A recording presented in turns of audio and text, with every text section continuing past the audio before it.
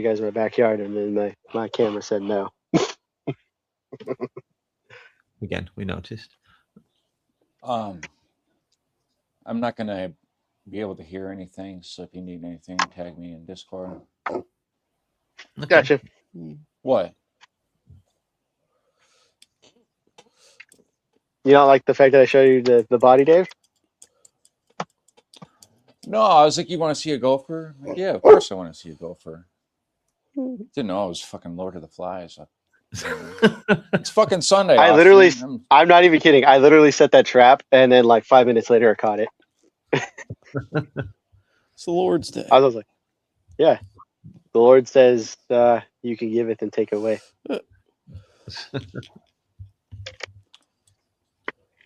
It's my kingdom, my domain.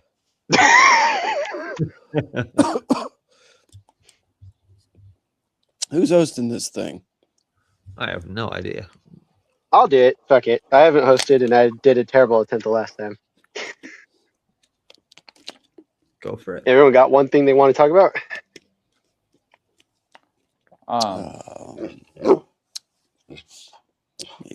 Maybe. No. Well, my thing was going to be about Netflix's attempt at either making a run or just doing the one and done type deal. Again, how you guys think it's either going to be like, what you guys think is the future of this type of MMA supercard, I guess. You could also, because you could also bring up the whole newly booked fights at the White House, or the fact that what's it called? If there's any of the fights you wanted to talk about that we didn't cover, there's that too. Whatever you feel is necessary. Like one thing specifically, and then we can kind of see where our time is at on that. Well, you could talk about Dana White saying that he doesn't make fights anymore and being totally out of the loop, and then he just made a fight. Yeah, no, exactly. Like the contradictory. Either he knows what he's doing or he doesn't. Like I investigated it, and he went on camera and said that he himself called Derek Lewis and talked to Josh Rocket and made the fight. So so that means he's in violation of his what do you call it? He had just been given an order by the president, as it were. So it still means he lied under oath. I say we leave. No, because he's only done it now. That's a lie, Mouse. Yeah, you know that. Yeah, I know. I just thought it was funny that it was like a story last week where it was like in the news, like Dana White officially says that he's not dealing with. I didn't realize we had DangerMouse as his lawyer. I say we leave all this in, and I'll host this thing, and we'll start it right now because I'm LazyBed, and this is the Scuffle. We're JBR. That's Austin. He's DangerMouse. I'm Lazy. Dave may or may not be here. He might pop in. He might pop out. That's it. That's the intro. Bye, guys. Carry on, fellas. This is the show. There doesn't have to be no topic to this. This is the Scuffle. We just shoot the shit. We're back, bitches. What's happening? We have extra time, so I mean, DangerMouse's team, Dana, and defense for the lawsuit that was given to him in the deposition that he gave, that he's no longer involved in matchmaking, which is a fucking blatant lie, as you can tell by the fact that, A, they didn't bring up the goddamn cell phone because, apparently, Ari Emanuel's nephew apparently is like a fucking thief, but no police report was made, and he's just like, he no longer works for us, but that's, we're pretty sure he stole it, and then come to find out, they go, I don't make fights, I'm not involved, but it's all Hunter. Ronda Rousey giving him plenty of goddamn fucking cover in the media as of late. It's not Dana's fault. It's Hunter Campbell, that fucking asshole. I'm like, as if Dana isn't fucking involved in the day-to-day operations, like he is. Legitimately, otherwise we'd have several other fucking fights already have been made. John Jones would have at least fought. Fucking Francis Ngannou would have been signed back. Fucking half of these other fucking fights would have made, and then they would have fucking offered him at least more money because, God forbid, if this fucking organization never fucking gave a shit about the goddamn fans or the fucking fighters, we'd already be in a different position because Dana White would be involved. Yeah, that little fucking tyrant Joe Silva would have got the fights made. Yeah, and he still would have kept budget. That's a good segue to a topic, though. Hey, look at this show flowing. Talking about fucking stealing things, Austin.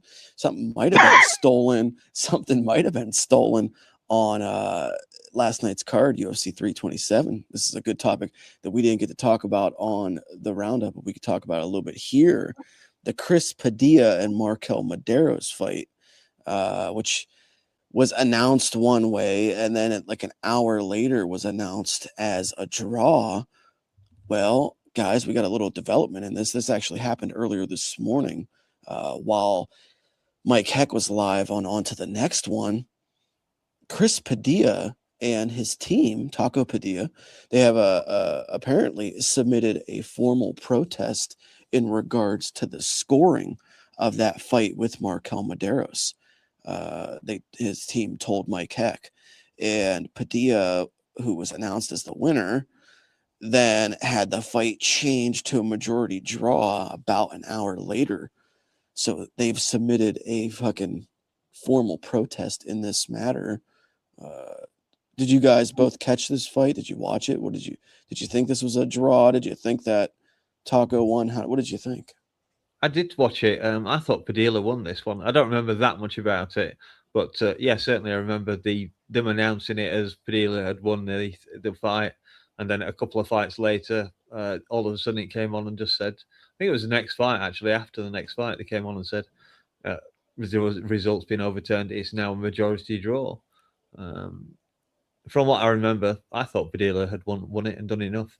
I think it was that was one of the ones where he was given a point for the eye poke, wasn't it? Yeah. Good memory. Yeah, there were two fights, I think, almost back to back, and the same thing shit happened in both of them. There was an eye poke. They both had a point taken for the eye poke. One by Goddard, I forget who it was no nonsense, Keith Peterson, who took the other one, who was later some nonsense, Keith Peterson, because he didn't take points for eye pokes later. But yeah, I do remember that fight. That's as much as I really remember of that fight. But yeah, certainly I thought Padilla had won it. Yeah, didn't know about the protest, to be honest, but yeah, well, I heard it this morning, but I had forgot about it. So not that we talked about this fight before, but Austin, what do you think exactly? And this is good point here. Actually, I'm reading the comments on this post from Mike Heck and buddy of the show, buddy of JBR, Blake Avignon, one of the senior reporters for the MMA Draw. Shout out. He makes a good point here. What exactly is Taco even protesting? Because do they not understand the scoring discrepancy, or are they just coping after losing? They also lost money on the scale because Taco missed weight. So to miss weight, and now you're protesting the correction of the fight. Like, what does he have a leg to stand on? Yes and no, because you're supposed to do the correct scoring on the actual fight. Like when the fight's over, you're like each round's over, you submit a scorecard, right? Whether they do it electronically or by hand written notes on a piece of paper, right? So you're supposed to give your score after each round and make your specific notes. If a point is deducted, you're supposed to notate that and then adjust the score accordingly. And then you turn everything in. That's why the officiating crew is supposed to be able to kind of like flow through that and then make sure when the actual announcer gets it that it's correctly read. Whether it's a proper call that everybody saw the same way, or it's a call where everybody kind of sees it differently. That's it. That's supposed to be when it's there. If they're adding a score after the fact, that's on the official. I mean, you can't take away a win from somebody, even if it's technically the correct call afterwards, because what that basically says is like we can just change the actual scores and change it to who we think should win afterwards. Like that creates a slippery slope.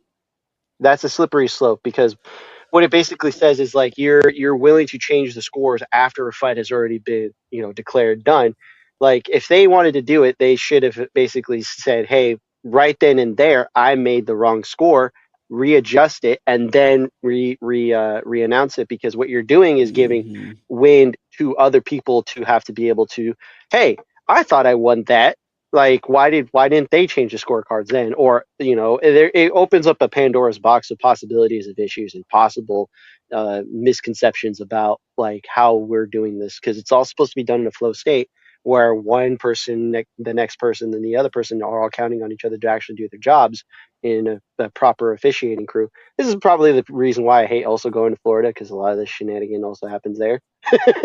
No commission is perfect, but still, like, if we're just going to change the scorecards just because, again, if it was the correct call, it should have been done when the scores were read, right? Not afterwards, because you can't just retroactively change it. Even you would only do that if the drug test comes up, and that's not what you're supposed to do with a score, miscalculation. I mean, the thing you said too. The thing you said real quick. I don't believe they're doing it because it's sour grapes. I believe that they feel that was wrong, and therefore, yes, they still accepted the misweight. But this is like, then no, you can't screw us over twice. You know what I mean? Yeah, DangerMouse. It sort of feels like if they almost like a couple of weeks ago when Bruce Buffer like made the flub and announced the wrong winner in the Tyrell Fortune fight, I think it was. This just makes it like, whose fault was this? Was this an error on the scorecards themselves? Like, did a judge feel that they wrote down the wrong thing, or did Bruce just announce the wrong results? Like, who? I haven't really got clarification. I'm not asking you for it, but it just feels a little weird, right, to go back and change a fight to a draw after like an hour after the result was already announced. Yeah, I didn't realize it was as long as an hour, to be honest. Yeah, as far as I know, I thought they handed in the cards each round, and so so you give a point for the first round, then you obviously keep a total score for yourself, but there must be physical evidence of what was put in. It doesn't seem a big issue. It's either there or it isn't, and you might think you should have won the fight. I thought you should have won the fight, but you didn't win the fight according to the judges, and unless there is evidence proven that the judges somehow got it wrong, I don't think we can go anywhere down that line. As for Bruce Buffer, I don't know, man. That's two errors in, is it 2 or 3 weeks? It's not going very well for the old lad. Maybe he should start training his replacement. But I'm sure the UFC won't be in any hurry to get rid of Bruce. He's marketable. He'll break a hip the next time he does it. Well, yeah, I don't think he does jumping in the cage anymore. Yeah. So I don't see how they're going to be any resolution of this, other than you're just saying the judges got the fight, scored the fight wrong, and you can't really say that because it's just I think that they should be more clear about like who, at least if they're going to go, which they did, they went public with the result being changed on the broadcast. They should at least explain like who the discrepancy was on behalf of, because if it was, I don't understand how a judge could make a mistake on what they're writing down and then realize it later, like, oh, I fucked up, like I wrote down the wrong thing. The only thing the thing that's just jumped to mind there is the possibility that one of the judges wrote his card down and forgot to take the point off that the ref had ordered to be removed. That would make sense, which then goes to the draw, because if it's read out as Padilla, right, then they didn't add the point, which means that the majority draw would have been the thing, right? Even if one judge votes it for another person. I don't know. Actually, that might not make sense. Actually, well, who was the point taken from? I can't remember. It wasn't Padilla. No, it was the other guy. Right? Yeah. Okay. Because that's the thing. Because everybody thought Padilla won. Yeah. But that would be the only thing already won, so they couldn't have forgotten the point, because that would have just put Padilla further ahead. Again, it creates the situation. It's just a strange scenario altogether. Basically, the point of the whole thing is like, get your fucking shit together. Like, it's just, for sure. Yeah, this isn't meat rocket science. $1 billion a year company. Get your act together. Yeah, for sure. Yeah, not meat rocket science. All right. Okay, here's another kind of pertinent topic. Like, current event topic about this card. I'm seeing this here, courtesy of Open Note Grappling on Twitter. Apparently, guys, despite last night UFC 327 recording a gate of over 6.5 million and an attendance of 17,741 people, which sounds pretty impressive. This was not up to their standard of what they've been doing in Miami as of late. This didn't meet the trend that they've set, because if you go back to UFC 287, headlined by Alex Pereira and Israel Adesanya 2, that event recorded around 12 million in a gate, so nearly double last night's card with Yuri and Carlos Olberg. And then also Sean O'Malley versus Chito Vera 2, which headlined UFC 299 at the same venue, had a gate of around 14 million.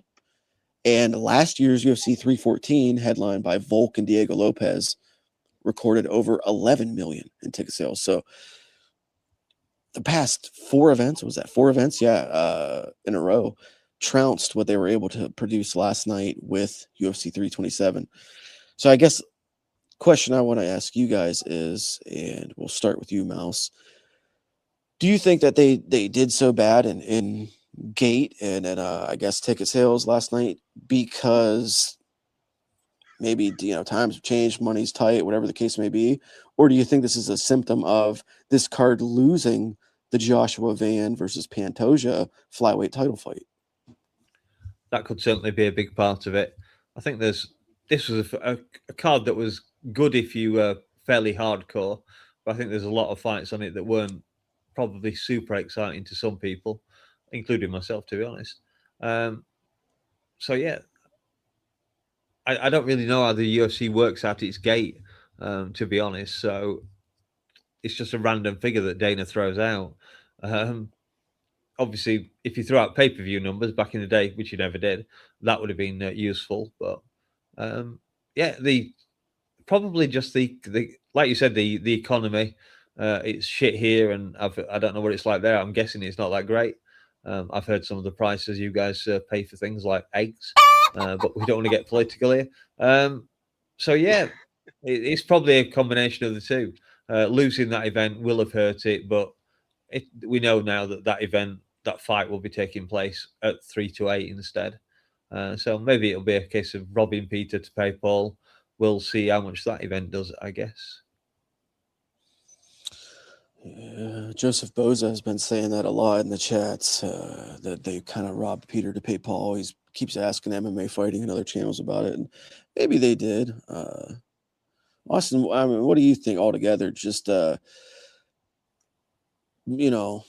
inside knowledge of what the numbers really mean aside, it clearly shows that this card underperformed the last several times they've gone down to Miami. So what do you think was the root cause of why it seemed to generate less money? Oh, I mean, look at the fucking ticket prices, dude. Fuck. Ask somebody to give up fucking 8 hours of their fucking evening for possibly being let down at a fight where you're going to be there for, again, several hours. And then you still got to figure out what you're going to do after. I mean, if you're there, you're going to be entertained. I mean, I think that the thing you got to remember is like back in the day, the tickets were a little less expensive, but you also got a little bit more bang for your buck because everybody knew who a majority of the main stars were. Now that you're kind of seeing the way the UFC kind of promotes now, they don't really promote all their stars. And even if they do, it's not to the near volume or extent that they used to. I mean, they don't want to have they made it clear themselves. They don't want Conor McGregor's. That's why you see a decline unless you're someone who pushes their own stardom. Look at Izzy, look at Sean O'Malley, look at Poton. They go out of their way to promote themselves, and then the UFC eventually gives them some aid with that, right?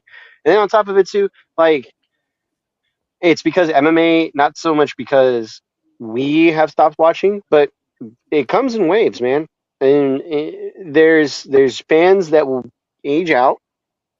We're 6 years after the pandemic, right? So this is around the time that you will get an influx of either new fans at a certain point, or you will have less fans going forward regardless, and then it just kind of builds up again. I mean, we had that happen when we left Spike, and we went on to Fox Sports 1 specifically, and then Fox and the other affiliates, right? And they were even on Versus. They were on FX for a short period of time, and then we went to ESPN, right? So again, visibility kind of suffered a little bit, but it's because they were getting more guaranteed money. And then we go to Paramount, even less visibility on an app that has a bunch of, well, I hate to say it, but like older people shows, right? And look at look at some of the shows that are on Paramount, you'll know what I'm talking about. But they I love Landman. Landman's great. I haven't watched the half of the shows. I just know they have Teenage Mutant Ninja Turtles on there, and I'm happy with that. So, you know what I mean? Like, my thinking on it is like they know their visibility isn't as great as it once was, and because they had to depend on it. Now they're getting guaranteed money, therefore they're getting guaranteed. They don't have to worry about ticket sales specifically. Ticket sales are nice because they always take in the ticket sales anyways, right? It's not like a regional promotion where the ticket sales matter to the whatever their the promotions or CEOs need, or the fighters would sell X amount of tickets, right? At the end of the night, they get a cut of whatever the sales were. The issue here is that they don't depend on it. They don't count on it. They just need to make sure that they bring celebrity in to make it look like it's a big ass event. I mean, fuck, they walked the president out, Oh, it's a big event. The president's here. Sure. Okay, sure. Why not? And I think that goes into the same thing where it's like they don't have to worry about the gate anymore because they're getting guarantees anyways. Mm-hmm. Yeah, it's almost like a icing on the cupcake kind of a thing. Yeah. A hat on a hat, as they would say. All right. Well, okay, here's another topic. And this is maybe not the icing on the cupcake. Maybe this is the shit on the cupcake. What did you guys think about, because, of course, at UFC 327, they went, public, I guess you could say, with more info on the UFC White House card, Freedom 250, whatever the fuck they're calling it. And they did a little promo package, and I assume both you guys saw the promo package, but a lot of people were. Oh, you didn't see it? I wasn't. I know. I heard it was on, but I wasn't. I didn't take any notice. I was chatting away in the chat room somewhere. Well, you didn't miss much. A lot of people were upset because once again, the UFC made clear and obvious use of AI.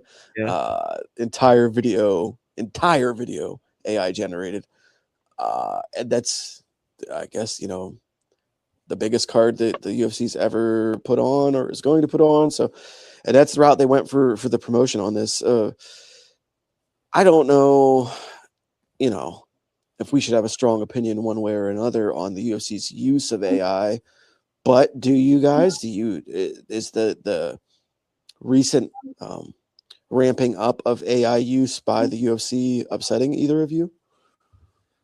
Mouse, you want to go first on this one? No, I'll let you take this one first.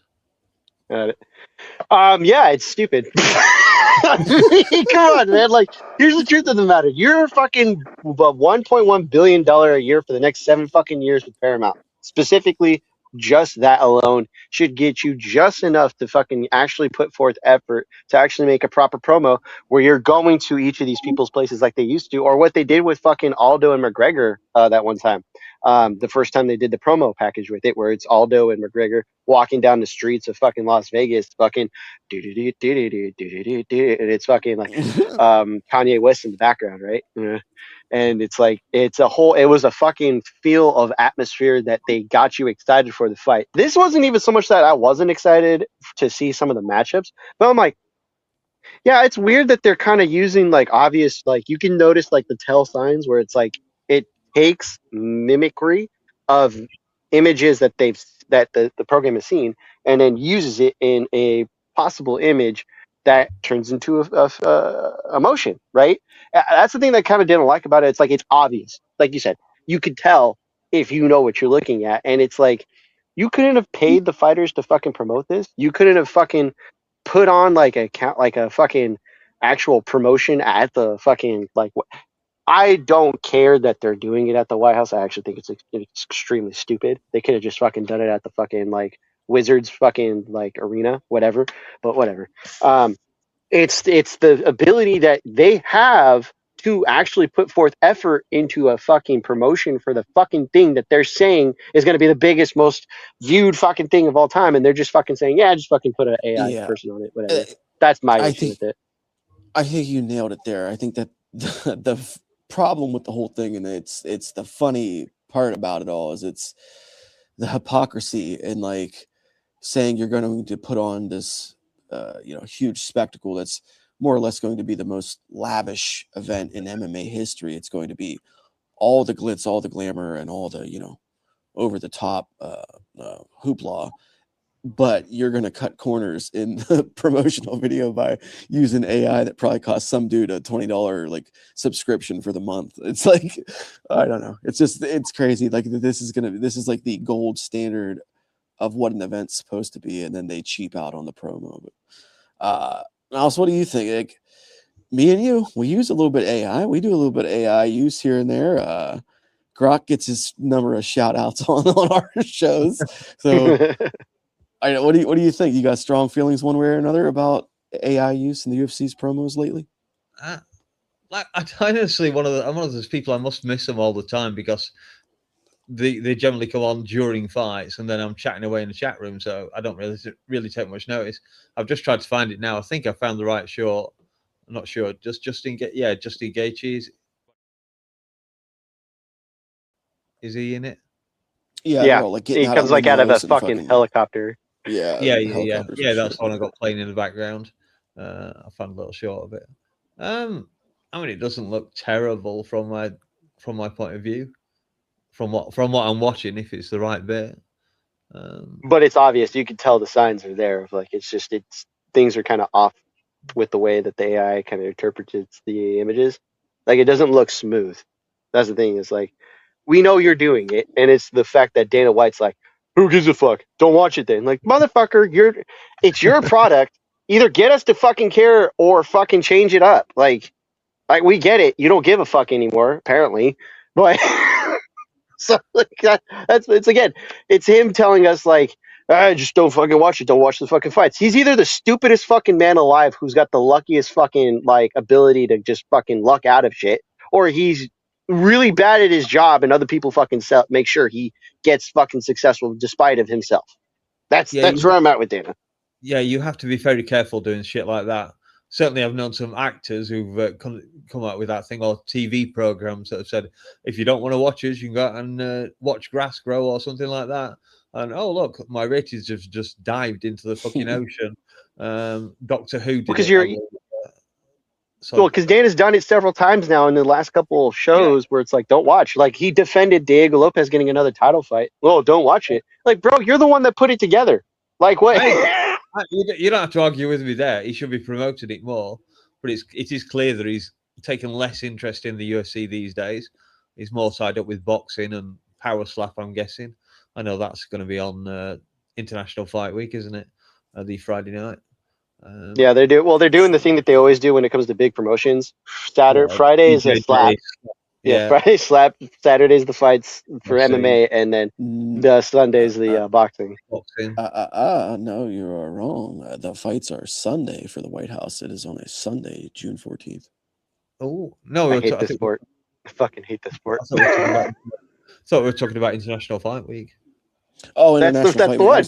I was talking about the White House. The White House thing is 3 days also, and the fights are on Sunday. Okay. Oh God. I guess we'll be going a day late for our show then. I didn't even think about that. Yeah. Or going live. I've never wanted a show to get canceled more. Hopefully, there's lightning. Fingers crossed for lightning. Yeah, that's the only thing that said Dana would stop it, didn't it? Who is it? Is it Poseidon or Neptune? That's the god of lightning. That's Zeus. Is it Zeus? Thor. I guess, or Thor. Zeus. Yeah. Someone strike down. Thor is thunder. Strike me dead. Might be Jupiter for the Romans. I'm not 100% sure.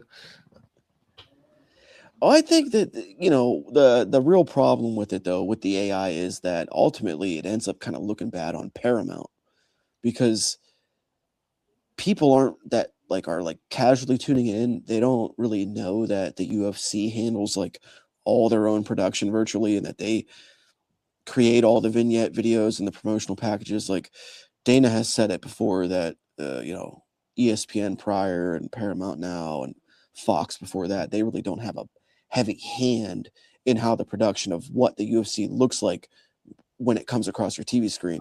But the average viewer doesn't really know that.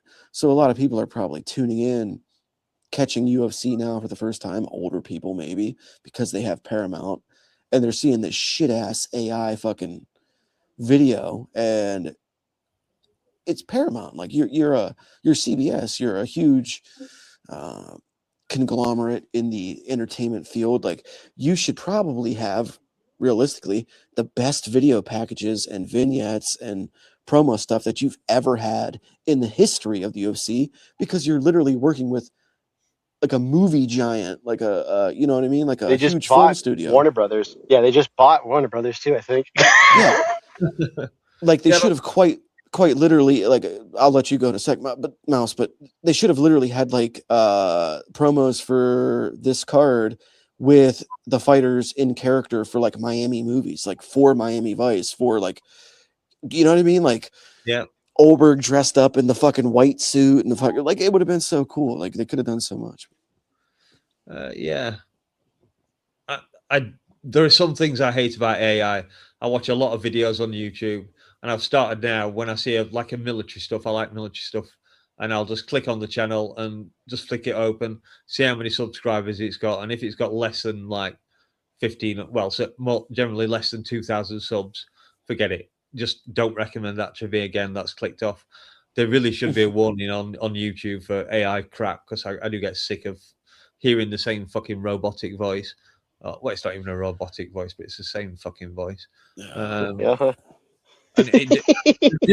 thing, it always makes me laugh when even if I didn't already know, I can spot it when it'll say something like lead, as in lead the way, or lead, and as in what bullets are made out of, and it doesn't differentiate. It doesn't differentiate between the two. So it's like, I got you fucker. So yeah, cut it down. The UFC should be able to put more money into it. I have seen fantastic promo videos on YouTube that are made by various people. Is it Paul MMA or something? I forget his name now. I think he's done some fantastic ones.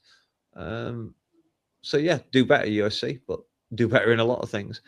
I mean, they have fucking like CGI guys like at their fucking disposal, like guys that honestly do some of the stuff Dave could put a much better promo together than some of the ones I've seen. He does. Our show is often better produced than theirs. That just goes to show you again, like they can choose to do better. They just like, fucking whatever, like fucking. That's what I mean. It's just cutting corners. It's saving a buck, which is whatever, I get it. You're in the business of maximizing profits, but it's a strange area of the business to try to save a buck in. Like it feels like that would be one area where you would kind of want to spend a little more, because that's how you get more eyes on your product. Yeah. I don't know. Either way. Josh Hockett will get more views on the product one way, or drive them all the way, one or the other. Hate that dude or love him, he was the story of the fucking week. Even Aaron Bronstetter said, like, on one Josh Hockett tweet, he got over 3 million views or impressions on Twitter. Yeah, I saw that. Just an unbelievable performance. And like you mentioned, I think he was the story this whole week. The video of him at official weigh-ins, where he was doing that kind of like scared character and got on the scale, that did 13 million views for me on X. 13 Is that million. true? Is that true? For just this regular weigh-in video that I shot on my phone. 13 million views. It's just a crazy number. Unbelievable, dude. Like, holy shit. I think we're going to Thank God he fought like an idiot. I think we're going to have to get Luke Thomas to rate his tattoos. Yeah, the lion with the crown. Yeah. I don't think they're that bad, and I don't even like tattoos, so Luke will probably hate them, though. Could be worse. I have X open, and I'm just looking at Aaron Bronstetter's odds on Gable Stevenson's first opponent via betonline.ag, whatever. Tuivasa, who I mentioned, was plus 650. Hockett plus 2,000. And the favourite out of all the ones they're showing is Marcin Tybura at plus 200. Poor old Marcin. Why is that so realistic? Marcin Tybura, as soon as you said that, I was like, oh, that could be it. That could be the one. No, that makes the perfect amount of sense. All right, well, let's do one more topic to wrap up today, and we'll stay on a current one. Oh, what did I want to bring up? I had a good one, son of a bitch. Don't cut this, leave this in as I think of it. Was that the bonuses or something else? Fuck. I had a good one, son of a bitch. Think about it. Still on the card? It was something to do with the card. Oh God.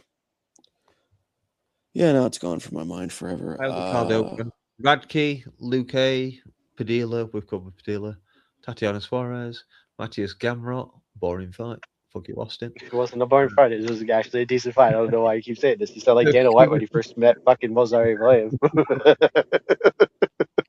Kevin Nolan versus Randy Brown. Aaron Pico with Patricio Pitbull. That one. Yeah, we actually didn't bring that up at all during the fucking.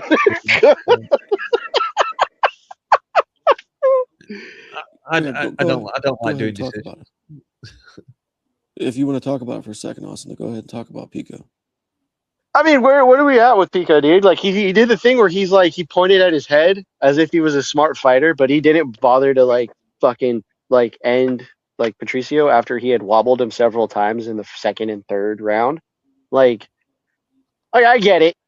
He wanted to play safe, but like, god damn it, man. Like he did the thing where he's like, yeah, I'm out here trying to be exciting, but minimizing my offense, landing really heavy fucking shots in the pocket, and then occasionally from the outside, and then he'll mix in the wrestling. He looked good, but that like, it's the inability to want to go out of your way when you know you have your opponent hurt, and then you're saying you're smart about it. Fine. But like you got blitzed the fuck out in your first fight here, and this was an opponent who was literally like 2 fucking strikes from being knocked down and maybe possibly knocked out.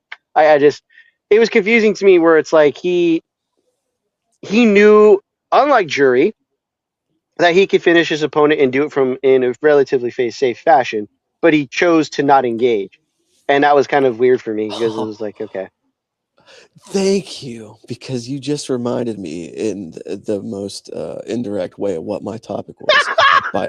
You did by ending on Yuri, because guys, this is the thing that I forgot to mention on the roundup when we were discussing this. Oh my god!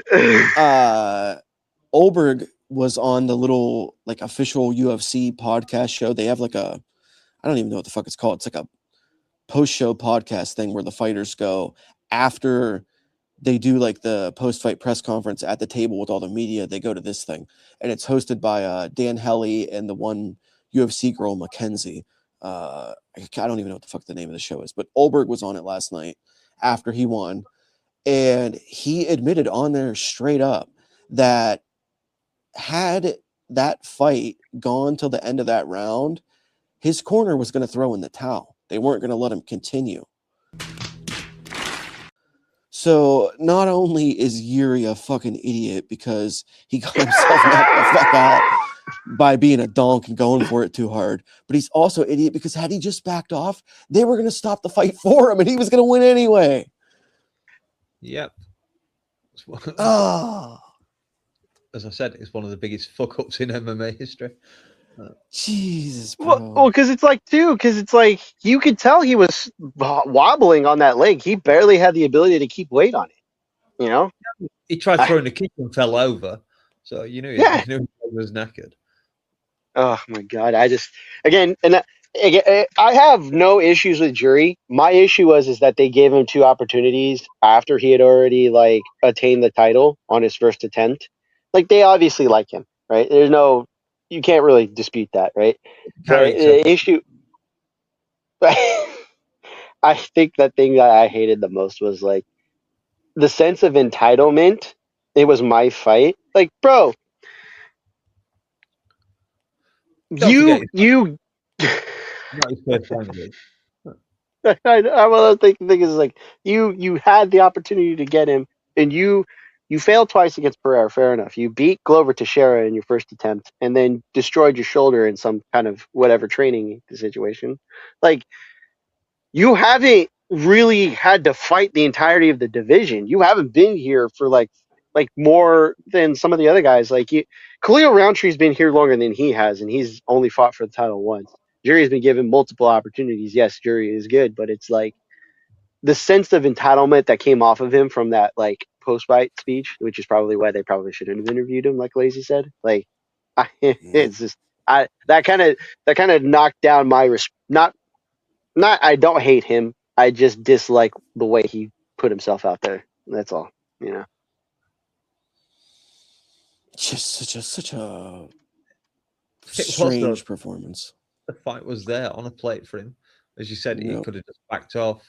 He could have just roamed around looking for a leg kick or two. Yeah, then they do a rematch somewhere down the line.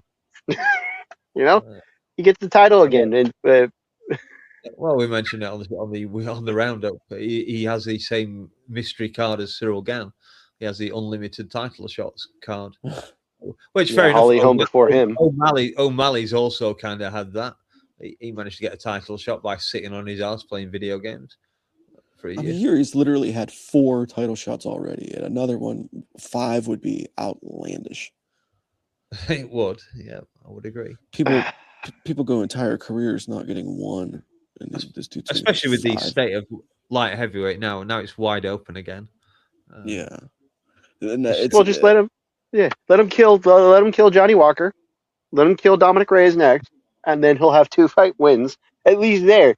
It's not like heavyweights like deep, right? You could just throw him in there with 2 donks, like same fucking 2 donks that are on this goddamn card, and then he can find himself like. Then you can give him up an opportunity against Murzakanov when Murzakonov's ready. You know, there we go, 3 fights in a row. He gets those in a year. He gets the next title fight. Fine. You know what they should do? They should honestly just merge light heavyweight and heavyweight together. No. Well, hear me out though. If they merge light heavyweight and heavyweight together, and it can go, you could be anywhere from 205 up to 265. One, it's gonna put some more depth in the fucking division. You're gonna have a better field of fighters to select from, because both those divisions are super shallow. 2, it's going to kind of keep guys who are already trying to shift up and move up too early from doing it. So if you're a Hamzat and you're at 185 thinking, oh, I'm going to go up to 205 and smash, maybe you start questioning things a little bit more if it's, 205 all the way up to 265. Maybe it doesn't sound so easy. No, he'd do it just because he'd think he'd get away with only 1 title offense for the next 2 fucking years. That's quite possible.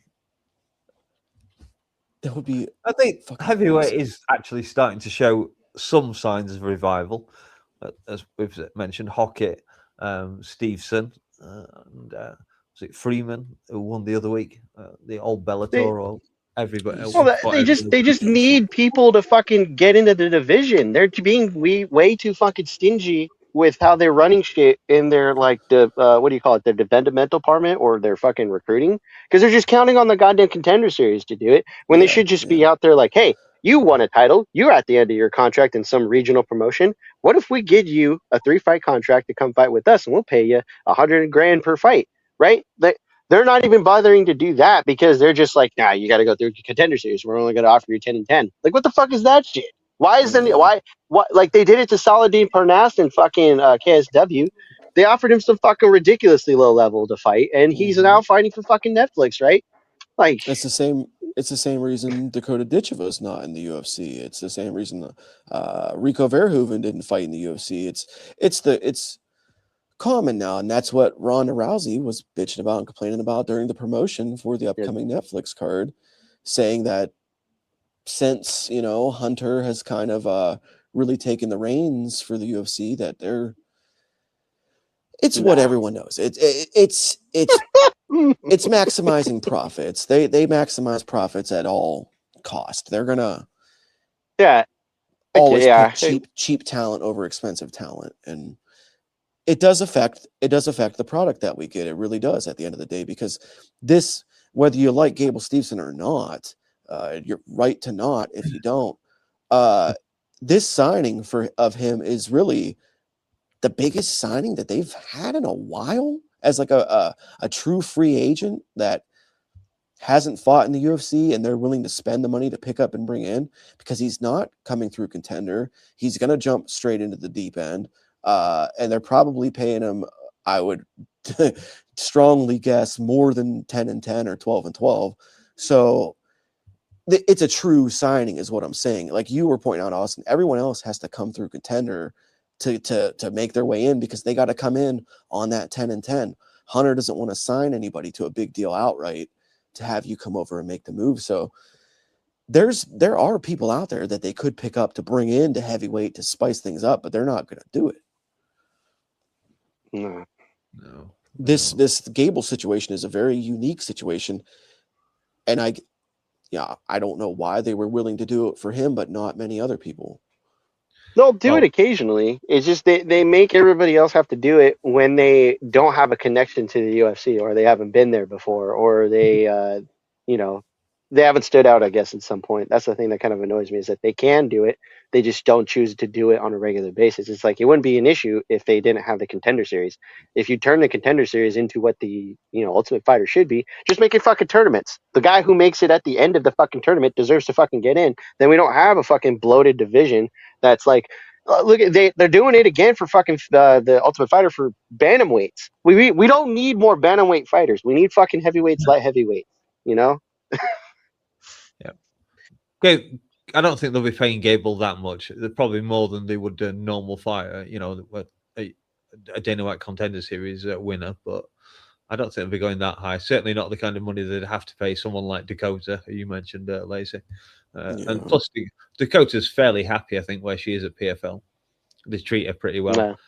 She's been promised 2 fights a year. She seems fairly happy with that. I'm hoping she's going to be there for another 3 years, fight out this contract, then come into the UFC just as she's hitting her absolute prime at 30, 31 years old.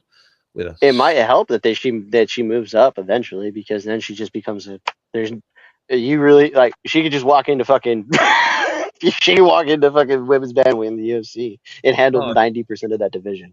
Yeah. I'm not going to argue with that. I'm just looking at the heavyweight roster on Tapology for all 38 of them, finishing with Louis the Vanilla Galera Sutherland. So from 38 down to 31, they all have losses, a variety of things. And then Uran Gorilla Sati Baldaev, what a weird name that is. He actually had a sub this year, or last year, should I say. But yeah, there's a bunch of losers on there, right down to poor old Stephen Aspland, who hopefully will have some way of comeback. Because I don't think he's out of it. That's why they should just make it a goddamn tournament. Like they should just make it a tournament every goddamn year. Hey, here's a bunch of fat guys at the Apex. Throw them in. That's it. It's literally, and that's why I was kind of getting upset with people glazing Hokett's athletic achievements. A lot of people were really kind of going over the top with giving him accolades for that, and it's total bullshit, dude, because all he is a smaller dude that was a pretty good athlete, and he blew up a little bit, and so now he's the best athlete at heavyweight. But he was a fullback, which is one of the most non-useful positions, in football. And he wasn't even that great of one. And we're talking about him like he's the most athletic heavyweight of all time. Meanwhile, people are forgetting there's dudes again, hate him or love him, Greg Hardy, who was a literal starting defensive lineman in the NFL and a Pro Bowler. Sean Jordan. Matt Mitrione. Sean Jordan, Matt Mitrione. These guys actually started and had pretty lengthy careers in the NFL, successful careers, and they were good enough to make teams and starting lineups, and everyone's like, oh, Josh Hokett, the best fucking athlete ever in the heavyweight division. No, dude, no. He's just head and shoulders the most athletic heavyweight right now, because these guys are tubs of shit. Yeah, other than Thomas Finel, Cyril Gans. Yeah. Yeah. And look at him. He's Yeah, the and fucking that's- champion. Well, that's the thing too, is that they're natural athletes and they would be doing other sports if they weren't doing combat sports, right? And that's the thing. I think it's like Well, not. I know Thomas Finel had no interest in doing any other sports other than doing fighting. So if there wasn't fighting available for him, that's the thing. You know, they're big guys who are athletic, and by definition, they yeah, can he do might have other things. gotten into rugby, I suppose, or something like that. Yeah, there's a saying. It's called "What other sports beckon," right? You know, because it's like Yeah. you're not going to do this thing, you know. But but that's besides the point. Is that like all of a sudden we have a guy who was like here. I mean, Curtis Blades, you wouldn't call him an A+ athlete, but he wrestled at a high level in college. You know, Mhm. he's old and big. That's it. Sol Savoy, who was a baseball player, wasn't he? Yep. Yeah, Sure was, yeah.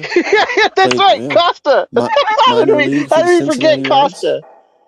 Like so many of heavyweights, past and present, are just former athletes of some level from a different sport that were like, well, I guess I can go in here and fucking wallop some guys in the head. These guys suck. Like, That's why I said ridiculous. again, just make it a goddamn tournament, and it's more entertaining that way. Strikeforce and fucking Bellator used to do it all the time. That's why I watched their heavyweight divisions, and it was actually fun because you'd see them fight every fucking 2 months, and it would be fine. Yep. So Well, one of my old style. One of my Everybody- favorite things to do is if you go back and watch old Travis Brown fights, if Mike Goldberg is commentating and Travis Brown is fighting, Mike Goldberg every single fucking time brings up the fact that Travis Brown played college basketball. And Yes. Travis Brown, Yeah. he wasn't a great college basketball player. He wasn't like a standout fucking phenomenal athlete or nothing like that. But every fucking time he would bring it up because it's just like they have and always will be desperate to scrape for any accomplishment of these guys in their lives. Yeah. It's crazy. Travis Brown. Played basketball at Arizona State. I know, Goldie. You told me every fucking time. It's ridiculous. All right. Well, if we're this far gone that we're talking about fat heavyweights and how bad they are, that's probably enough for this show. Yeah, this has gone long enough. I don't know if you guys have any final parting words you want to interject before I wrap us up. Mouse. No, I think I covered everything. Josh Hockett's tattoos, a bit on Dakota Ditchever. It's all good for me. Standard affair, tattoos and Ditcheva. Could mention Ditchever's boyfriend getting KO'd again, which kind of that he did. kind of makes me I laugh. like 2 in a row too, right? Yeah, it is 2 in a row. Yeah, and there's Dakota, who's KO'd virtually everybody she's ever fought, and her boyfriend just keeps getting knocked out. He's eye candy. He's eye candy for her. That's all. That's fine. Yeah. I've mentioned it before. He's accomplishing his job somewhere else. That's fine. And right after I found out for the first time that he was raised in my backyard, I didn't. Oh, is he? He's an Yeah. Ohio boy. He's Pennsylvania, but right on the border, right next to Ohio, and went to college near my hometown. Yeah, whole thing. Yeah. I'll mention one thing before I let you mention your last Just thing. a Austin. quick announcement here on Tapology, and I have no idea who this guy is, but apparently Nick Gay is 31 today. Okay. Well, Happy birthday, Nick. Just a random shout out. There we go. All right. Happy birthday. I kind of share. Well, my one shout that I just thought of off the top of my head, because we were talking about big dudes. If anyone wants to see a ridiculously fun and weird fight to watch, go back and watch the fight from this past weekend's Dirty Boxing. I believe it was DBX 6. There was a fight between 2 guys who I want to say were welterweights. They might have been middleweights, but I think they were welterweights. One guy 6'7", the other guy 6'8". 2 of the longest, fucking lankiest, most ridiculous framed guys ever. Fight was pretty fun. One guy dominated the other, but it ended with one of the sickest liver shots you'll ever see. So go back if you can. Check that out. It was fucking sick. But yeah, Austin, what do you got? You got any last parting words? Netflix card is around the corner. I hope it makes the UFC rethink their strategy and force them to actually put together promotion and fighter salaries. Yeah, how about that? You know, I don't care if they stick around or not, but you know, it'd be nice for the biggest organization to start paying their fighters contractually a lot more, and you know, offer us better, consistency. It'd be nice. I think they're just going to do the occasional event when they fancy doing one. I don't think they're going That's to fine. try. That still puts them in a good space to actually like give alternative viewing that people will go out of the way to watch instead of like forget that PFL is on. You know what I mean? I always do unless Dakota's there. Any competition is good for us as fans. Anyone that can I'm not saying they will be competition, but if it causes UFC in any way to up their game and have to try a little harder for the fans or the fighters, I'm all for it. Yeah, for sure. And I'll definitely be watching. I will be watching the Netflix, which is coming up soon. It's not too far off. Yeah. Was it in like May? Yeah, which is just a couple weeks off. Really, a month maybe. I don't know. I'll spend a Netflix to watch it on. Yeah, I'm not paying $30 additional per month to watch PFL. I'm sorry, I can't do it. I already have Netflix. I have other things that I'm paying for. I canceled my ESPN subscription when the UFC left. Damn it! If it was on Prime, I'd have watched it, but I'll have to find it somewhere else. All right, the PFL just needs to go to fucking Netflix at this point. They need visibility. I'm hearing that they're going to Fox/Fox Nation. It's a whole different thing. But we don't got time for that. I'm trying to wrap this show. We can't keep talking about shit. All right. Yeah, anyways, if you guys are still listening, which you're probably not, I doubt anyone fucking is, hit the like button, hit the subscribe. We do all kinds of, or we used to do all kinds of little shit throughout the week, but at very least we do the Monday or the weekend roundup, the Monday roundup. We do the weekend roundup on Sundays. It airs on Mondays, 7 p.m. Eastern, usually if Dave isn't too high to fucking get the edit out. But yeah. Or his computer doesn't shut down. Yeah, that too, yeah. Anyways, that's DangerMouse. You just heard him there. He's the English fellow. Austin's the one that just hooted. And I'm LazyBed, the guy with the raspy voice, because he needs a drink. So we're getting the fuck out of here. Thanks you for listening to the Scuffle. Yeah, we're out of here. Bye. Toodaloo. We did it! Yeah!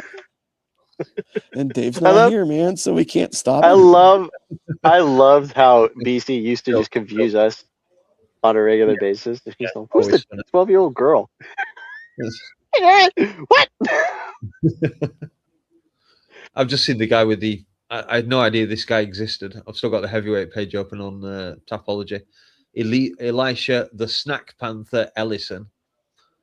What fucking name is that? He's 0-1 in the UFC, so that's why I've never heard of him. Snack Panther? Yeah, the Snack Panther.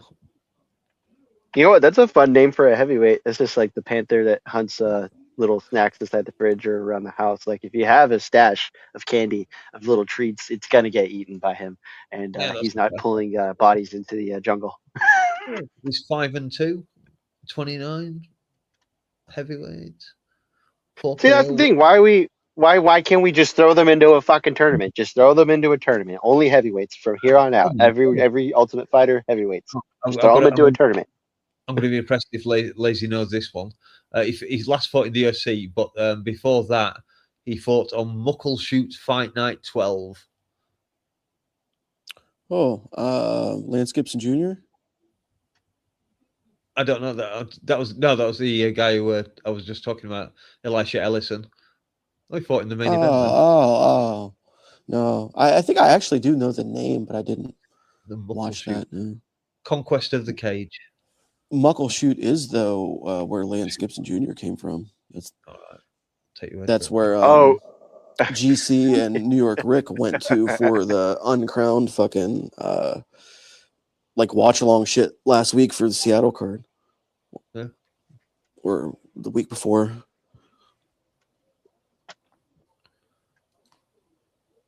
I'll give Dave a shout on Discord. Oh yeah, I forgot. Otherwise, I'll be sat here rambling for the next hour. I fucking swear to God, Like we just need the heavyweights to just have, like, I'm not kidding. They just need to have tournaments. That's it. Just throw the tournaments in there. If you're not eligible because you're injured or like lined up with another fight, oh well, you'll get the next one. They should really just start fucking recruiting every cast off from every college football team in America.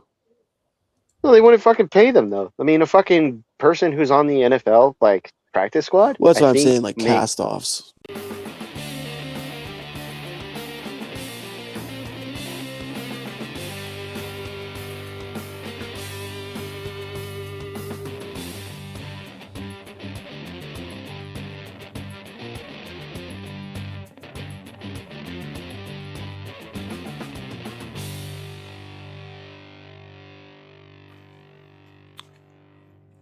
Larry was saying that you're a good boy.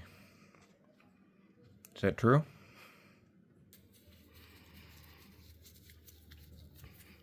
You want a cookie?